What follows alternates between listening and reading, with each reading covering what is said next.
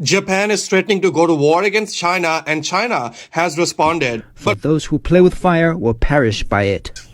And given Japan's history of brutal occupation of China, it would appear that Christmas may come early for China.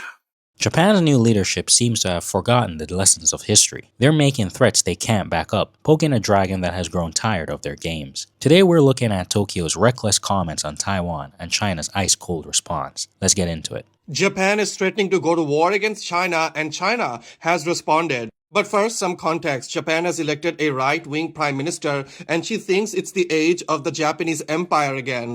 And so she did the unthinkable and said that Japan would go to war against China if China moved forward with taking over of Taiwan, which is such a red line for China that it's something that the United States doesn't even say outright, opting instead for strategic ambiguity. And this has no doubt angered the Chinese a lot, who, let's just say, have some unfinished business with Japan. So China's consul general in Osaka, Japan said on X, and I quote, "The dirty neck that sticks itself in must be cut off." And the comment was seen as a direct threat to the Japanese prime minister and caused a diplomatic storm, after which the comment was deleted, with even the US ambassador to Japan demanding that the guy be fired for his comment. And the Chinese Foreign Ministry have said that not only will they not fire the guy, but Tokyo should take a hard look at its historical responsibilities before threatening war against China. Unfinished business. That's the key phrase here. Japan's leadership is acting like it's 1937, but they seem to have missed the last 80 years of development. Let's talk about what a war against China would actually look like for Japan.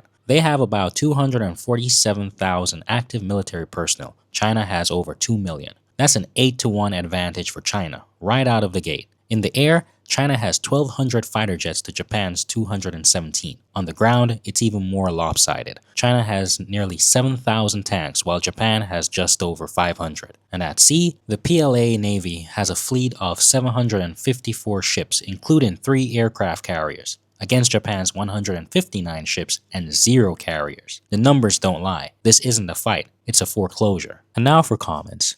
This is laughable. China can take over Japan in 1 hour. China shows great restraint from taking action when taking into account what Japan did to China. Japan doesn't stand a single chance against China. Man, this is not the 1940s anymore. China has been waiting for years for Japan to fire the first shot. How is Taiwan Japan's problem? Japanese Prime Minister Sanai Takaichi just said that if China and Taiwan province reopened the civil war, Japan would exercise collective self-defense and intervene.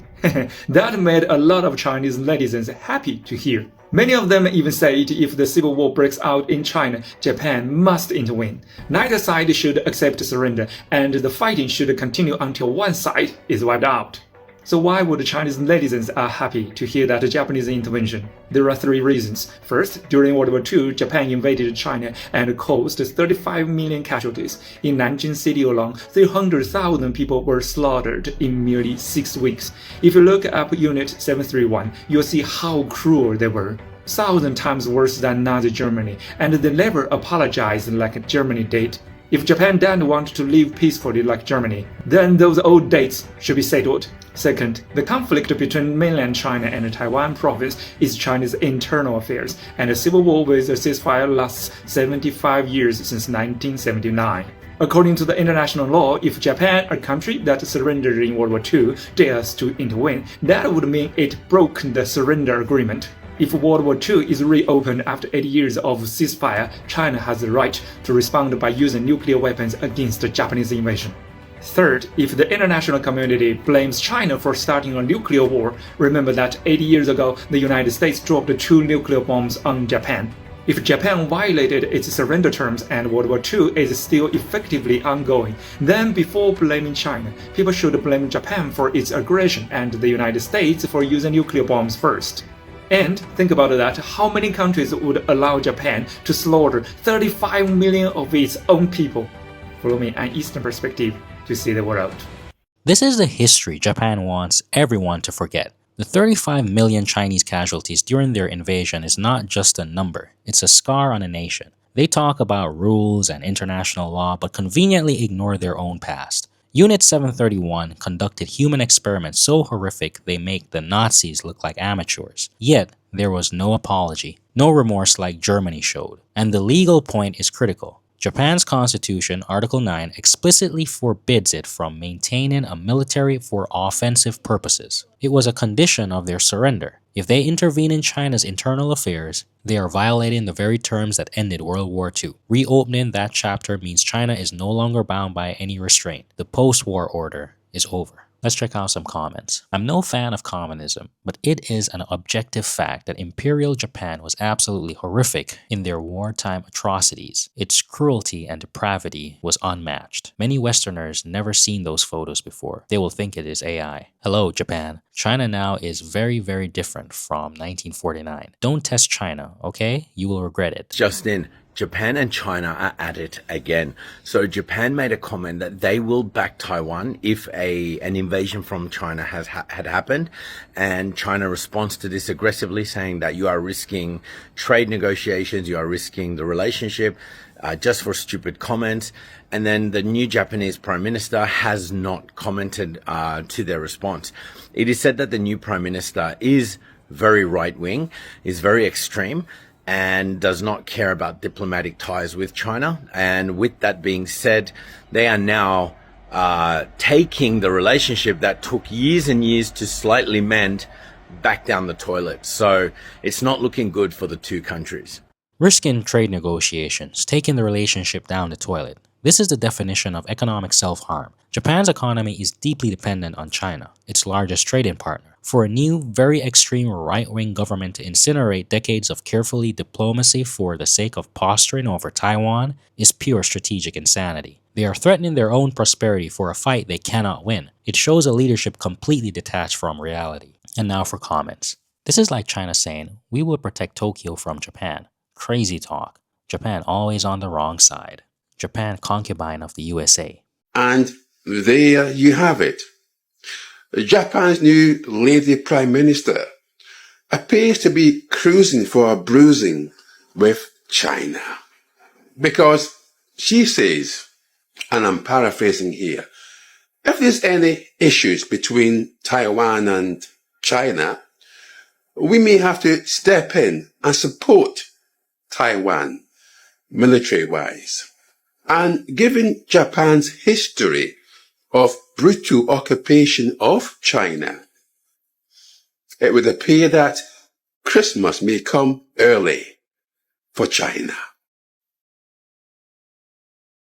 Christmas may come early for China. Yup, Japan's prime minister isn't just making a political statement, she's sending an invitation for China to finally and permanently settle the historical account. Given the overwhelmingly military imbalance we've already discussed, the tanks, the ships, the planes, this isn't a threat, it's a death wish. China has been waiting for this, a chance to close the book on a century of humiliation, and Japan is about to hand them the pen. And here are some comments. Japan needs to come to terms with the fact that the tables have turned. China of 2025 is not the China of 1937. China is smiling and waiting. China, Japan, stop threatening me with a good time. If Japan dares to intervene militarily in the Taiwan Strait situation, it will constitute an act of aggression, and China will strike back decisively. China will firmly exercise its rights of self-defense granted by the UN Charter and international law, and resolutely safeguard national sovereignty and territorial integrity.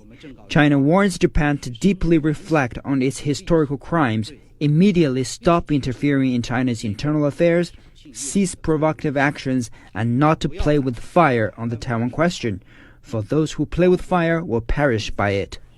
There it is. The mask is completely off. No more diplomatic talk. This is a direct, undisguised threat of war. Strike back decisively. Those who play with fire will perish by it. This isn't a warning anymore. It's a promise. China is telling Japan and the world that if one Japanese soldier sets foot in the Taiwan Strait, the full force of the PLA will be unleashed. This is the sound of a superpower drawing a line in the sand with a sword, not a pen. They are daring Japan to cross it. So what does this all mean? Japan is playing with fire, forgetting that it's living in a house made of paper next to a blast furnace. They are a client state, a nation whose entire defense strategy for 80 years has been to hide behind the United States. But the world has changed. China's patience is not infinite. The historical account is not settled. If Japan's leadership truly believes they can challenge China over Taiwan, They are not just ignorant of the present military reality, they are ignorant of the weight of history they are about to bring down upon themselves. This isn't about winning an argument, it's about closing a book that should have been finished in 1945. That's it for today. What are your thoughts on this? Is Japan sleepwalking into a disaster? Let me know in the comments below. If you found this analysis valuable, make sure to hit that like button, subscribe to the channel, and ring the bell so you don't miss another upload. Thanks for watching. Until next time. Bye.